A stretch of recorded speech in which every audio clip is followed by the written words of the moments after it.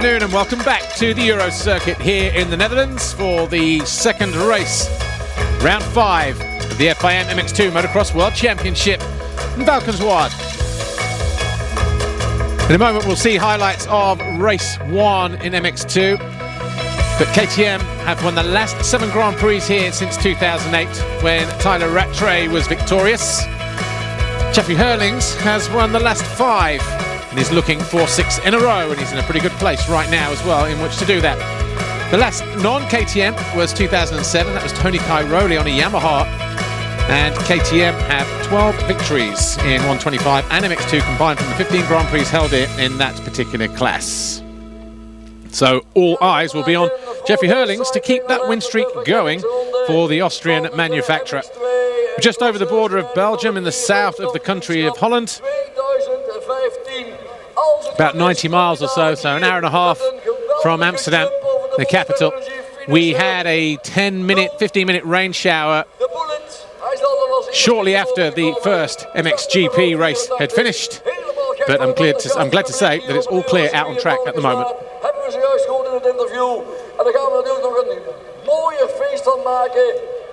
This 1,550 metre long circuit has been prepped in 1 or 2 places. The fans are still here, albeit without the umbrellas now.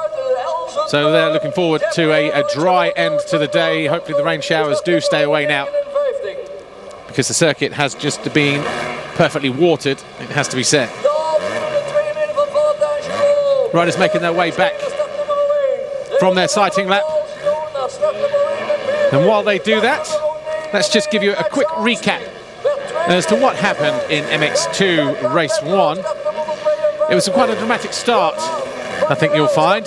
Just check what happens at turn 1 if you haven't seen it already. The gate drops, Tim Geiser and Ben Watson were to the outside and they got pushed wide, and watch this. Watson ejected out through the front door, went swimming, his bike went with him, and that was fished out, but he was unable to rejoin the race. Tim Geiser went down, but he didn't go down into the water, and he was able to, he was 17th in the race, was Tim Geiser, but it was Jeffrey Hurlings who was soon up front. His teammate though, Paul Jonas, ended the first lap, crashed out spectacularly and would not rejoin the race. He'd already had a morning moment before that as well. Julian Lieber made a great pass on the number 91 of Jeremy Seewer as he came through the field, and that got him up into 8th place, eventually went on to get 7th.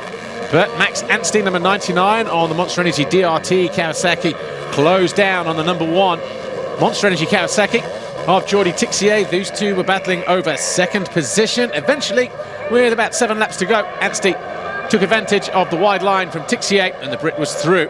But Hurlings by then was just too far ahead, having already opened up a massive lead in the first couple of laps.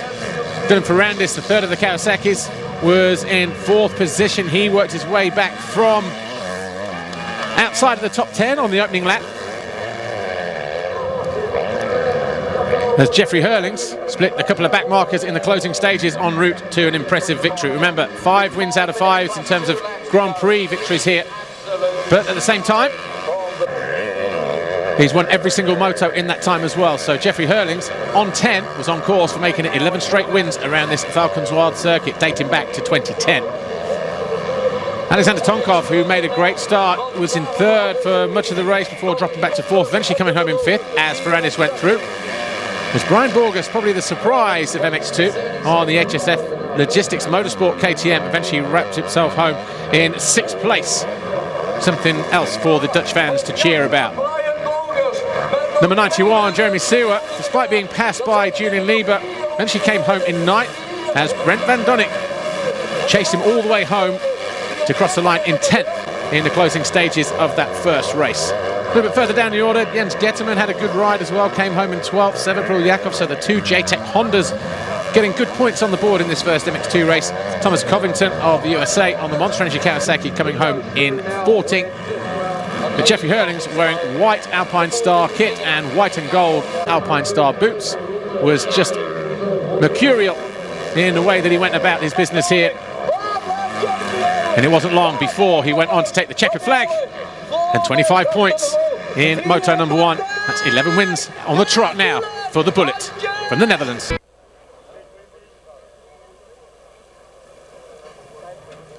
That's how the riders line up then for MX2 Race 2, just like it was for Race 1. Of course, those positions based on their qualifying races, so Jeffrey Hurlings will go to the line first. But at least Max Anstey, who we just heard from there, has the opportunity to go out and race, unlike fellow Brit Stevie Clark, who wasn't able to race in the European 250 Championship race today.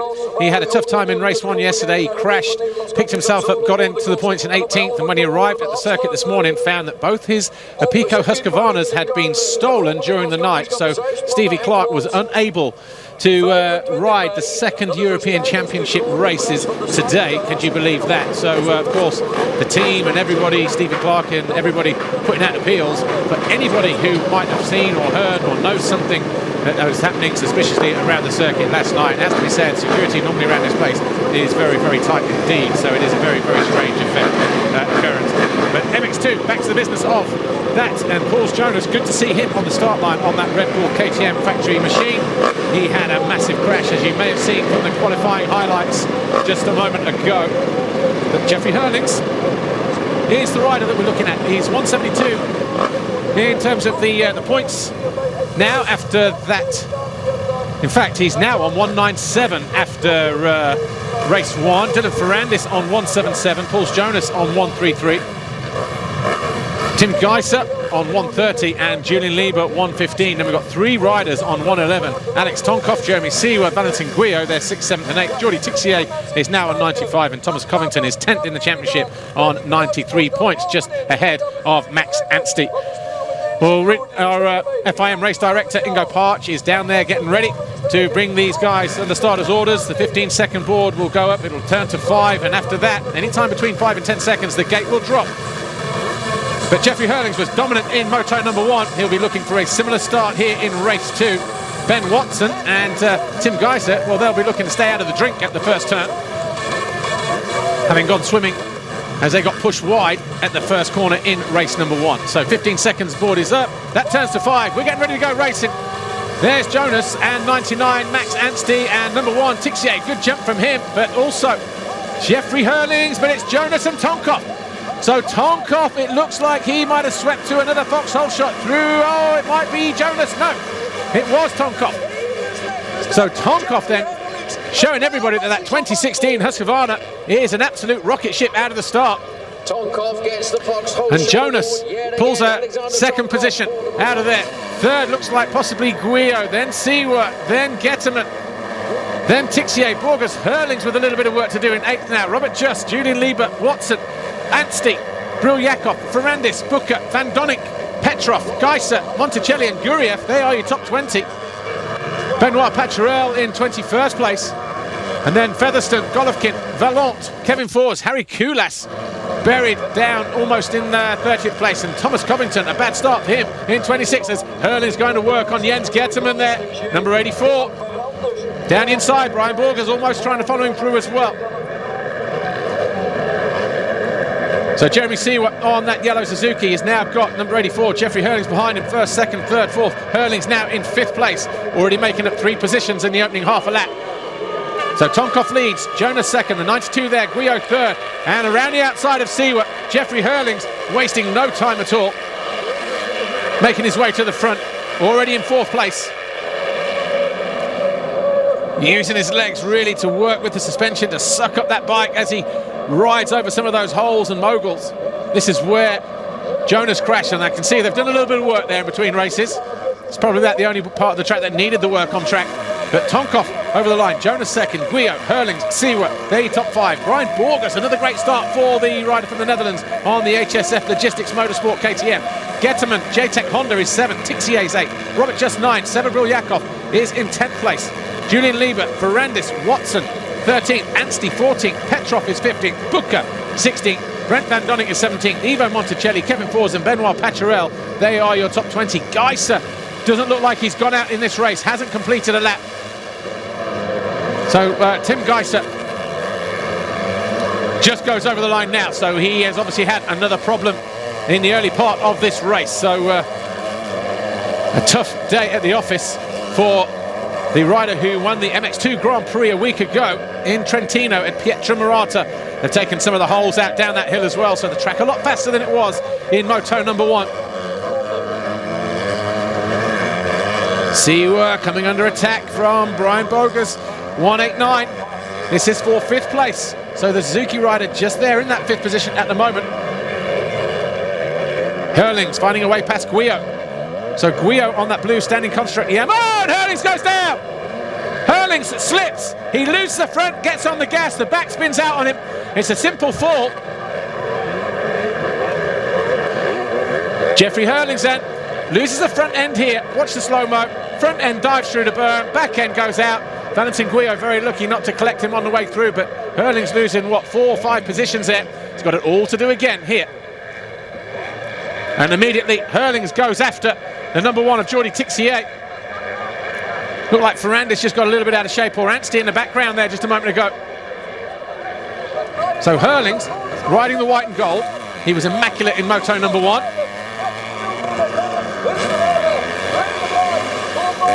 Over the line, Tonkov is the fastest man on track, 152.2, fastest lap of the race. But Jeffrey Hurlings crosses the line in 8th position, behind the 51 of Jens Getterman. And the number 1 of Jordi Tixier. Tixier going through into 6th place between the finish line and that bottom corner.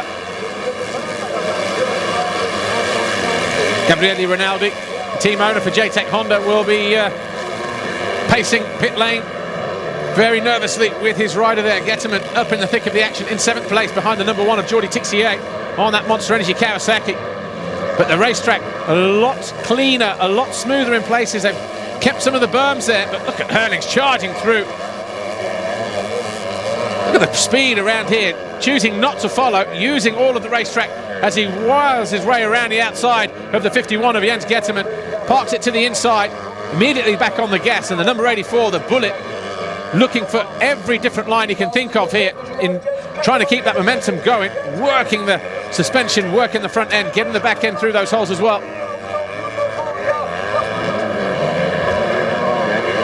So Jeffrey Hurlings really picking up from where he left off a lap ago now, so it'll be interesting to see what his lap time is this time around, but see how he's working that rear end right the way through those holes down that back straight. And Guillot in 3rd place, but what's a better start? The Swiss having some problems yesterday, like a few of the riders here at Valkenswaard. Had to examine his race setup.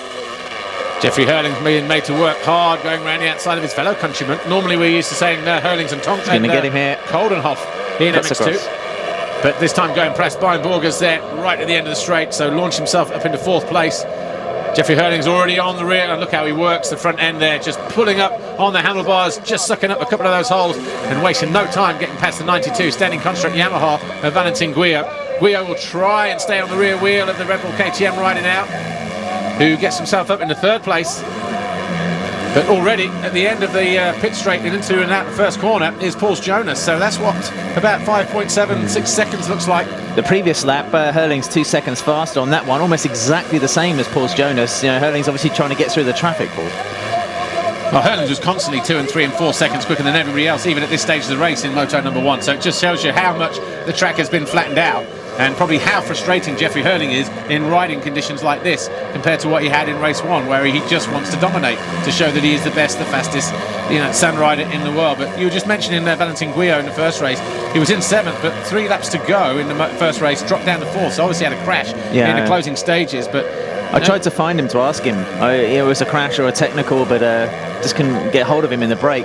And that was the time also when we had about half an hour of rainfall. Unlikely to have changed the track much, but some of those shinier places in the sand, a couple of those, those slicker bumps, certainly will get a greasy edge, and it's, it will catch, the unwitting rider out. Well, some of that was probably the reason why Hurlings fell in. This right-hander on that first lap just came in, buried the front, lost it, and the back just spun out. It just hadn't stuck together before. That was just a big banked berm on the inside that you could really get into or drop into with a couple of holes maybe, but he just came in, pushed it too hard, lost the front, the back came and he went down. Simple fall, really. I'm just keeping an eye on the back of this picture as well. It's a bit of a Ferrandis, Tixier and Guillot, but behind there you got Borgers and Jeremy Sewer pulling up, and also there's Ferrandis on the other Kawasaki. It's somebody at the back of that group, but just can't quite spot who it is. Getterman maybe, or Getterman, yeah, on the Honda. And there's Anstey. He had a shocking start. Did he go down as well, Paul? Because the first moto was a good launch, up into 3rd and then 2nd position quite swiftly, but now down in 10th. Ferrandis just taking, Tixier just taking a quick look over his shoulder to see if he connected with the 92 of Valentin Guillot there, but clearly didn't. So Tixier now in 4th place, can get on the box. Too early to talk about podium positions just yet. Of course, Jeffrey Hurling's Adam Wheeler, let's not forget, has won every moto here, 11 in total since 2010. He wants to make it 12 from 12, 6 overall Grand Prix victories. Of course, KTM haven't lost a GP here since 2008 in the MX2 category as well, thanks to Tyler Rattray and then, of course, Jeffrey Hurling's. It's a remarkable run, isn't it? Actually, I want to take you up on that, Paul, because you said in the broadcast last week that Hurlings is on 46 victories. He said in the press conference yesterday 45 for his career. Are you wrong? No, I said he was looking for victory number 46. Right, okay. My faulty memory rather than your statistical count. I hope so. Don't start. So Hurling's, well, you know, he's chasing Joel Robert's record of 50. I remember that being a huge achievement. Oh, he's 45. I can see in your clipboard. No, I mean 50. I remember being a huge achievement for Joel Smets. Where was that celebrated? Now it was a big thing, you know, to reach that half century of wins and equal the famous 50. Belgian rider. Tony Cairoli, Czech Republic, Lockett, wasn't it? No, for Smets. He sorry. made it. Only 4 riders, of course, moving up past the half-century mark in Grand Prix wins, and Hurling's still 20 years old and very capable of doing it this year, isn't he? He is. He's not going to be 21 to the end of the season either. Got the leaders right there with him. Jeffrey Hurling's charging down the inside of Alexander Tonkov. Going to pick his lines carefully. He's going to scrub it neatly through the finish line area here, you would think. Almost off the side of the bike. That was pretty impressive there from Jeffrey Hurlings.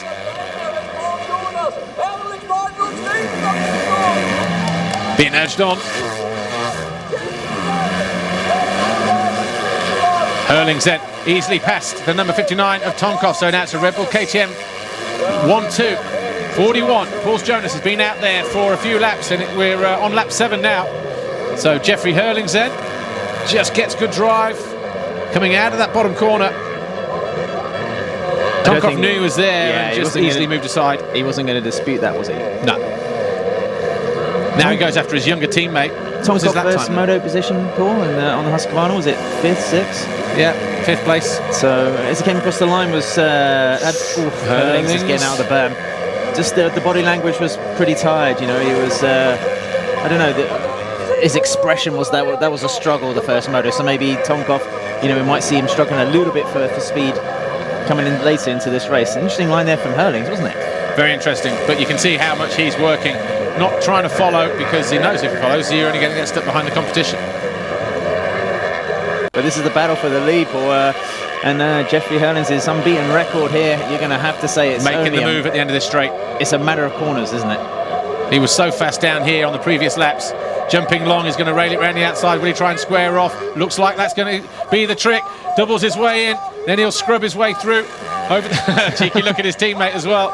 And another neat move over the finish line tabletop. Hurlings then on lap 8 finds a way past Paul Jonas. I wonder if Jonas will be too worried about trying to keep him right there in sight, because we were talking to Dirk Grubel yesterday, weren't we, in the studio show on MXGP TV, and he was saying he was so impressed with the early season performance from Paul Jonas that during the winter all he wanted to do was just go fast and try and stay with Jeffrey, or try and stay with the fast guys in the first few races of the year, you know, not worrying about the consequences of the second race, just put it out there while you have the opportunity. I can't believe they only had top 10 expectations for him. I mean, he's been fighting for the podium since the beginning of the year, but you know, making no mistakes, Paul Jonas is very capable, very fast and very fit, you know, trained and tutored by Stefan Everts, but you know, he's definitely the junior in that Red Bull KTM team.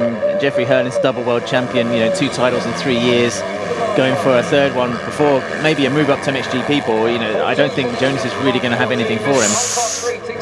Tixier just getting a little bit loose, a little bit wild there. Again, that's another part of the racetrack that's caught riders out throughout the whole weekend, from 125, 250, 300 European, MX2 and MXGP. Some of the best riders in the world and across Europe going down on that particular part of the racetrack in the early motos of the weekend. But I mean, Hurlings is probably going to check out now. But if we get a chance just to follow him for a little bit, just look at the lines. Any aspiring riders, racers out there, look at the lines he's trying in the sand. He's completely confident of going inside, outside. Everybody's just trying to find their own smooth way, but he's switching things up. And again, maybe it's just a familiarity with the surface, Paul, but the confidence there is the biggest thing. We followed him for maybe a lap and a half in the closing stages of the first race. And just for that reason. So you could see how he was using his arms to suck up bumps here, for instance, how he was really working and really using those legs, over braking bumps and some of those sweeping corners where they're just full of holes.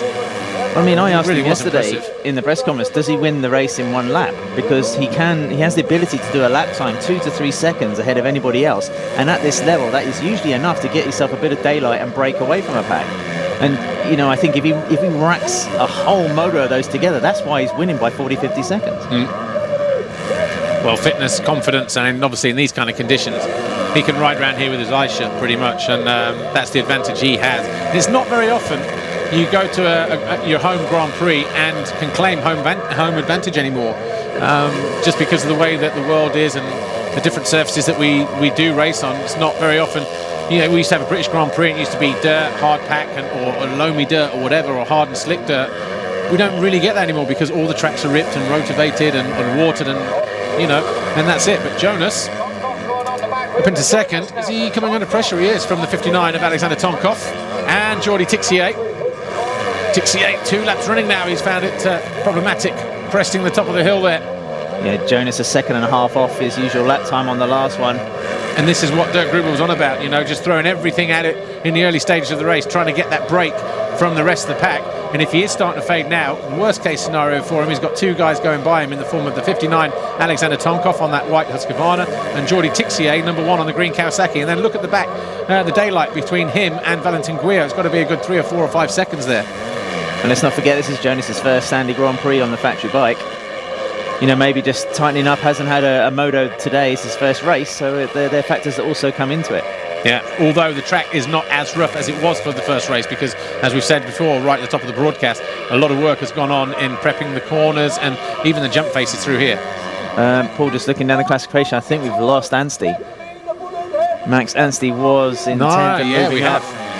He's gone out outside the top 20, so whether it's a crash or a... So he's in. By the sounds of it, he hasn't passed the splits on the last lap. In or very much out somewhere. I haven't seen any yellows around anywhere, so perhaps he is in the pit lane. Perhaps we can try and find that out. But that's obviously a bearing on the overall podium that's going to give Jordi Tixier a bit of breathing space. Well, we're looking at the moment, Hurlings, Tonkov and Tixier. It's Tonkov's first podium on the Husqvarna if he keeps going at this speed. Oh, Tixier just trying to... run it into the back of him. But Tonkov has podiumed here before in a European Championship race, Back in the European 250, he's got a second and a third in 2011. His second year on that factory Husqvarna. Maybe a little bit more pressure to get results now. He had the learning year last year, first as a factory rider on works equipment, but now he's going to, as the sole kind of white bike in this field, he has to deliver. It's good at the start, though. Whole shot in the qualifying race a week ago in Trentino, 2 whole shots today. Tixier going somewhere different there.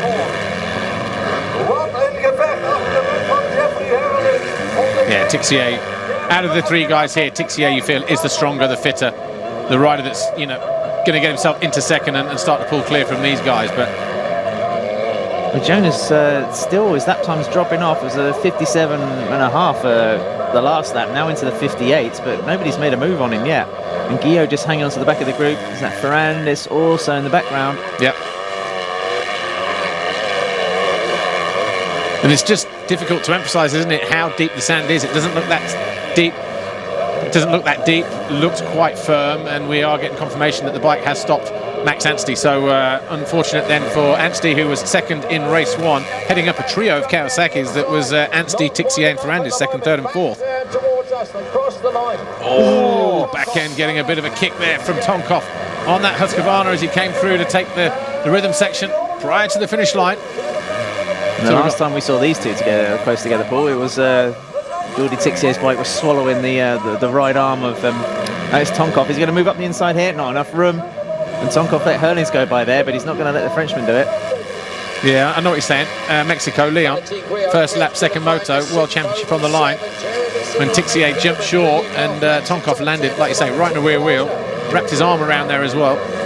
It was a unique way of testing tyre pressures and tightening suspension linkages, I think he found. But it was also an injury that affected him for a better part of 6 months. Yeah, that was the serious side of it. So we're looking at Guyot here. He's circulating in 5th, but Sever Brilyakov over the hill. Yeah, and over the bars. So the JTEC Honda rider, as I say, it's very choppy up through there. Lots of square edge bumps. Definitely not the first to crash in that location this weekend. Won't be the last. Tonkov moving through. Yeah. Nice move. So Tonkov in the ascendancy then. There was absolutely nothing in it. It was like 0.04 of a second as they came through over the line, but just runs a little bit wide. What I've noticed about this particular sweeping corner this year, Adam, is as they come out of that deep left-hander, there's a period, if they start to drift too wide, there's almost like a soft patch, which is holding the riders back. I wonder if, normally the riders might start more to the middle to get that sweep through. This is why we're seeing them starting more to the left, just because they know that there's that big boggy patch there that's always being worked and filled in over the course of the weekend. I think it's probably one of the harder versions of Valkenswaard we've seen in recent years, Paul. They said they had... Short. Two weeks of sunshine, good weather before the Grand Prix. Obviously, all the rain yesterday. Tixier just locking it up down the hill, just trying to find a way past Jonas, because Tonkov's already got a second and a half. He's having a lot of moments like that at the moment. Jordi Tixier fighting the bike. He's got a tear-off flapping from his left hand on that handlebar grip, and Guyot right there ready to pounce as well. Shouldn't there be any problems, but I know what you're saying, Adam. The riders in the press conference, Jeffrey as well, saying no rain for 2 weeks, a lot harder. So even the rain that we had for half an hour after the first MXGP race hasn't done enough to dent the ground. And Tixier now starting to trip up Jonas starting to trip up Tixier, and look how close Guyot is right now. 3 laps ago, they were at the other end of the straight, and Ferrandis is joining the party on the number 4, the second of the Monster Energy Kawasaki's, as they go around a back mark at the end of the straight. So Jonas doing his best to hold it all up here. Nice by Tixier there, just scraping past the edge of the berm. Tixier is just thinking, I bet he's getting so frustrated under his helmet now, because he'll feel that while he's well within his rights to do so and control the pace, pulls Jonas, as Tixier does go through, he'll feel a little bit aggrieved that he was just taking it to the extreme a little bit, protecting the line just a little bit too much, rattling the flow or denting the flow. Jonas about to be mugged by 2 Monster Energy Kawasaki's here. Ferrandis also on the move. Definitely hit the wall, hasn't he? Fitness is gone. He's put it all out there, and Tixier's gone, but there is Ferrandis. And look at him, just looking. He's just not kicking him with intent. He's probably just giving him a little bit of a nudge aside there. That's not quite etiquette, really. No, it's not etiquette. It's not etiquette. But if he could have done it with his left hand around a sweeping right hander, he would have done. But I know what you mean. Sure, we'll have a replay of that. Here we go. So is that front wheel protection there? Just like stopping the rider coming across? He's looking at him, and you can see he's trying to sneak across. And he's just saying, hey, just stay over there, you. Not sure how race direction will, what kind of view they'll take of that, but it's not like it was disguised in any way there, was it? Yeah, no subtlety in that move.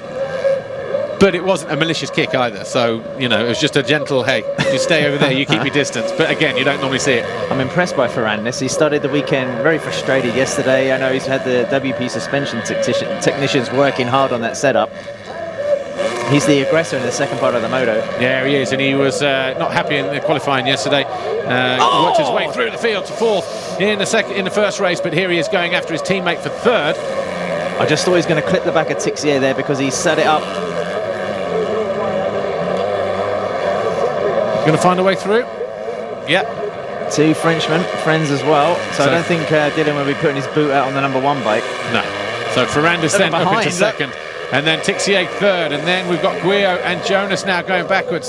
So Guyot, into 6th place now, I think. Brian Borges not too far off there in 7th. Jeremy Seward just a little bit further back, 8th. And Jens Getterman 9th, Brent Van Donnick 10th. So a lot of the Sandflies right where they want to be. But 3 minutes and 12 to go. Jonas now, for the first time, really starting to lose some forward momentum as he gets pushed back into 6th on lap 13.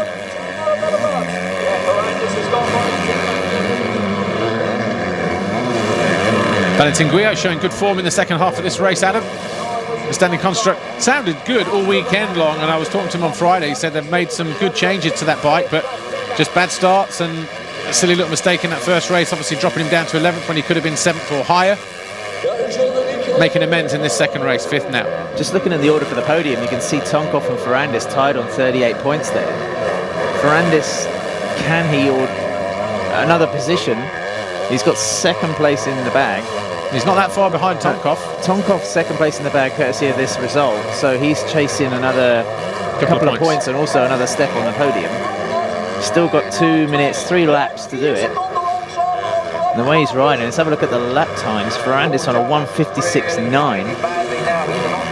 Hurling's still doing a 55.1, but Ferrandis is clearly the fastest rider apart from the Red Bull KTM man. He's had a pretty consistent year, hasn't he? We know he's 2nd in the championship, but 3rd at the first 2 rounds overall. And Tixier just losing the front. Thank God for long legs, he's thinking.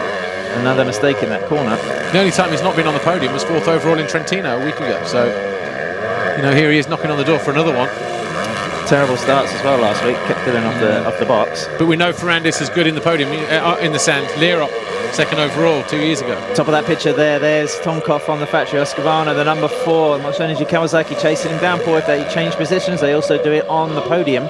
Be interested to see where Hurling, how far is Hurling's? We'll wait for him to, Hurling's already over the line, completed 14 laps. Tonkov crossing the line any moment now. There he is. What's the gap? 20, 30 seconds, something like that, 21.2 seconds. So with 1:12, that's 1:30. So yeah, it's going to be 2 lap boards going out next time around. Yeah, but also if I'm Dylan Ferrandis, I'm thinking, you know, I just don't want 2nd in the Grand Prix. I've got to minimise the points damage to Jeffrey Hurlings in the championship, because you know, at a place like this, especially in this kind of terrain, the Hurlings is going for the full 50 points. Yeah, but I'm just thinking, I was trying to work out then the lap times then, you know, for when the flag was going to go out, where the 2 lap board was going to go out, and I think it will go out next time around. So he's running out of time. He's got just over 2 laps in which to do something about the 59 here, Alexander Tonkov. Is Ferrandis going to do this? I don't know. He's about the same distance as he was, but if Tonkov keeps continuing to pick that front wheel up like that through some of the corners, he's going to start to lose ground pretty quickly. But then, having said that, Ferrandis needs to be a bit smoother on jumps like that as well. So, you know. But like you say, there's certain parts of the track where you think, well, Ferrandis has got a little bit more momentum and confidence through there. Just needs to be a bit closer and he can like almost muscle his way through. But here's the difference. They're both going for that inside line. Jeffrey Hurling's on his charge through the field as Tonkov sliding his way up through the hillside there. Hurling's using the outside, railing and just not following, trying to keep that momentum, just thinking maybe there are smoother lines out there, because the more those riders are using that inside through the middle up the hill, you see the damage that it's doing to the hillside on its own, but you know, you can't afford to follow him. He's got to take that risk of trying to get the power down in a different place. But he's got good drive down the back straight, but he's not going to be close enough at the end here as they're getting ready to take the 1 lap board. So 1:32, Karel Kutzar. Ferrandis made a start of that, sorry Paul, made a start of that section there and he's lost a good half a second. Around the first part of the track where it's a little bit more technical, you can see him jumping into the berms. He seems to gain some tenths there, but maybe just onto the faster, straighter bits, the Husqvarna, you know, opens the gas and he gets away. 2nd on the podium, Tonkov 38, Ferrandis 38, Jordi Tixier 38. Ferrandis finds his way past Tonkov. That's Tixier on the podium and Ferrandis on the podium, and the Husqvarna will not be on there. 38, because he'll lose 2 points. It's going to be another 20. So he'll go down to 36. Ferrandis will climb to 40. No, but he's still tied with Tixier for one, and this moto result, being ahead of the world champion, will clinch it. So Tonkov on 38 at the moment. Ferrandis goes through, he's on 38. He'll move to 40. And Tonkov will drop to 36. Jordi Tixier will stay on 38 because of where he is in the race. So just rough calculations. At the moment, Ferrandis just can't find a way past. It's just half a lap to go, already celebrating. But it's almost like the crowd here, you know, some of them are kind of cheering him on, but it's a little bit like, I don't know, they've paid for a product and they're getting it, aren't they? Yeah. There's no point looking further down the track because the battle for 2nd place nowhere in sight. 25 seconds ahead, Jeffrey Hurlings. Having not taken the lead until, what, lap 8? Was he on his butt patch or something, going for the 6 or 6 in a row? Or? Yeah. Definitely the showman over here in the Netherlands. Final corner then, Jeffrey Hurlings, Red Bull KTM Factory Racing, gets the speed, triples his way through, takes the Monster Energy finish line jump, and wins Moto number 2. That's 6 in a row now for Jeffrey Hurlings, 12 wins on the bounce. This kid is incredible in the sand, and well, we were all concerned when he said white and gold in the press conference for, you know, that was going to be his Alpine style attire for the weekend. Best get a good start. Well, he did in the first race. Yeah. Didn't matter in the second one, did it? But the result was the same. Ferrandis gone, Paul, so maybe just ease it off. Yeah. Well, Alexander Tonkov then, what a great ride for the Russian on the Wilvo Nastan Husqvarna. Third in the second moto in Qatar. Best race result of the season for him. And we'll get him second overall in the Grand Prix as well. So just a quick race cap then. Jeffrey Hurlings the winner, Tonkov second, Ferrandis third, Tixier fourth, Guyot fifth. And the overall Grand Prix, though, belongs to Jeffrey Hurlings, 2 wins out of 2. Tonkov, his first podium for Husqvarna of the season. Ferrandis third, Tixier fourth, Brian Borgers fifth. What a great Grand Prix for him this weekend. Valentin Guyot sixth overall for standing construction Yamaha. Jeremy Seawer seventh. And Brent Van Donnick, likewise for him, good overall Grand Prix, 8th overall this weekend. Max Anstey, commiserations for him, going out early on in the race whilst being up there somewhere in the top 10, but against Getterman, his best MX2 result as well. 13th at the opening round for him, but there's a championship. 25 points goes back out to now for Jeffrey Hurlings. Tonkov comes himself up from 8th to 5th in a championship. Julian Liebert, though,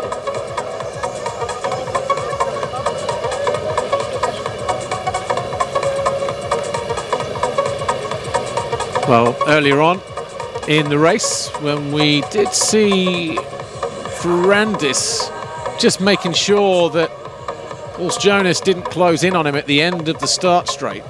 We're just waiting for the official confirmation now for the podium, because obviously rider conduct is being looked at by our race direction team, apparently.